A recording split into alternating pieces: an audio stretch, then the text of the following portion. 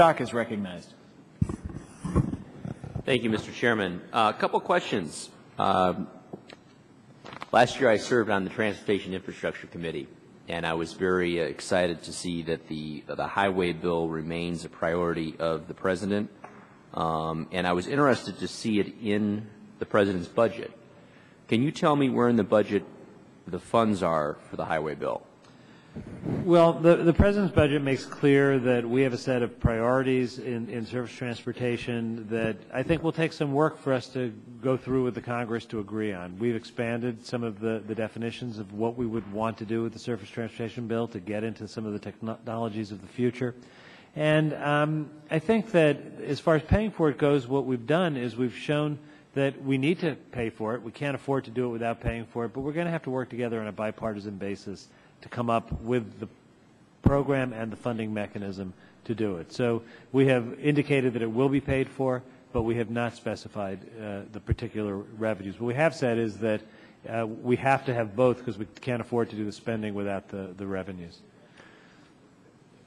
And I'm not trying to be smug, but that's quite obvious. I mean, you can't do a highway bill without paying for it. Mm-hmm. Isn't the purpose of a budget to show how you're going to pay for your priorities, whether it be Medicare, Social Security, education, or a highway bill? I mean, to include something in a budget but not show how you're going to pay for it, one would beg to question how much of a priority it is then. Well, I think that there are lots of things in budgets which are proposed in ways that get a conversation started, that put the idea out there. Sometimes you send specific legislation, sometimes you don't. That's always the case, not just in this budget, but in all budgets. I think particularly in the case of a highway bill, of a surface transportation bill, where there is a substantial conversation to be had of what the goals are. What are we trying to accomplish? We first have to agree on the size of it, the scope of it, the duration of it, and work together on the revenue package that's appropriate to pay for it. I think the principle that we can't do it unless we pay for it is something that's very important, because if we can agree on the fact that we need to invest in infrastructure, then we'll work together on the mechanism to pay for it. Is the President planning to offer the first proposal, or is he waiting for the House Transportation Committee to do that? The administration's working on a package that would reflect the priorities of what a surface transportation program would fund. Do you know when they're planning to come out with that? I have to check on the date. I'm not sure of the date. I mean, in the next 2 months, 6 months, the next year? I think on the sooner side rather than the longer side. I don't know if it's weeks or months. I can get back to you with the date. Okay. I'm interested in your GDP calculations in your budget. In 2013, in particular, you have calculated a robust GDP in 2013. That's an interesting year because it's also the year where the current tax rates that we're enjoying today are set to expire. And the budget, my knowledge, estimates that they do expire. They're not continued at the current rate. 2013 is also the year in which the Obama health care bill's capital gains taxes and the higher payroll taxes go into effect.